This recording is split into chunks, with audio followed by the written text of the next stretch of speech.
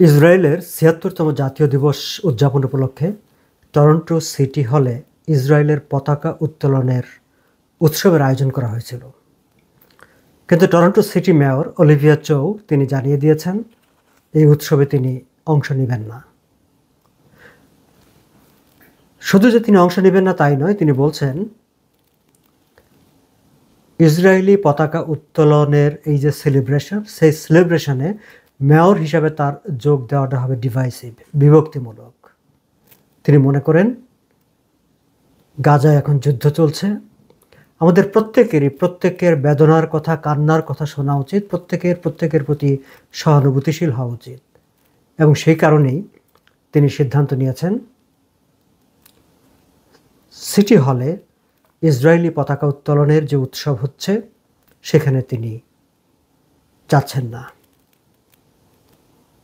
দর্শক, আজ 14ই মে সারা বিশ্ব জুড়েই ইসরায়েলের জাতীয় দিবস পালিত হচ্ছে।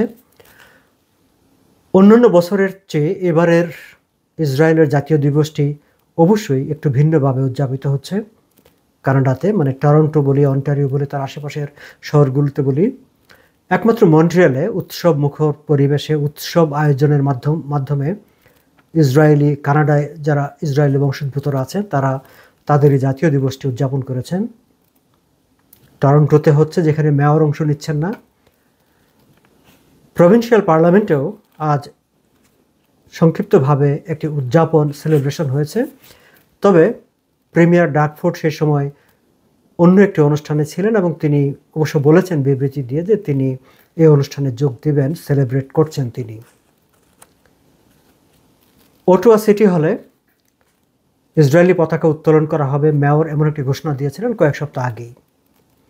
এবং তার ঘোষণার পরপরই এটি নিয়ে তুমুল আলোচনা, সমালোচনা, তর্ক বিতর্ক দেখা দেয় এবং এক পর্যায়ে মেয়র ঘোষণা দেন যে তিনি পুলিশকে বলেছেন যে পতাকা উত্তোলনের ঘোষণাকে কেন্দ্র করে এক ধরনের উত্তেজনা তৈরি হয়েছে, নিরাপত্তাহীন পরিবেশ তৈরি হয়েছে, তারা যেন বিষয়টি তদন্ত করে। তারপরে অবশ্য অটোয়া সিটি হল থেকে জানানো হয় যে তারা এই পতাকা উত্তোলনের অনুষ্ঠানটি করছে না। তবে আজ অটোয়া সিটি হলে ইসরায়েলের জাতীয় দিবস উদযাপন উপলক্ষে একটি ছোটোখাটো অনুষ্ঠান হয়েছে। অনুষ্ঠানটি করেছে ইহুদি সম্প্রদায়ের একটি সংগঠন। তবে অনুষ্ঠানটি কখন, কোথায় হয়েছে সেটি গোপন রাখা হয়েছে।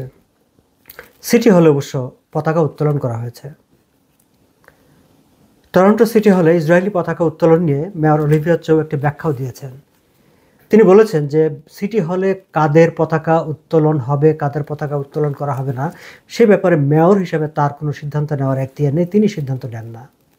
প্রোটোকল অফিস পাবলিক সাবমিশনের ভিত্তিতে, মানে জনগণ যখন কোনো কিছু চায় কোনো পতাকা উত্তোলনের জন্য এবং তার পক্ষে বিপক্ষে তারা বক্তব্য নিয়ে একটি সিটির যে প্রোটোকল কমিটি আছে তারা এই বিষয়ে সিদ্ধান্ত নেয়। সেখানে মেয়রের কিছু বলার, করার না করার কোনো কিছু থাকে না, তার কোনো ভূমিকা থাকে না।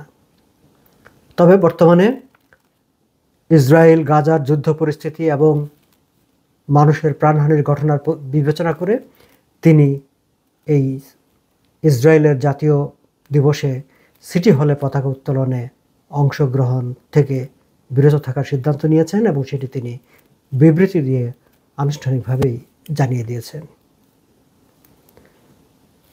কানাডার বাইরে বিভিন্ন দেশে ইসরায়েলি বংশোদ্ভূত যারা আছেন তারা অবশ্য তাদের মতো করেই দিবসটি পালন করছে।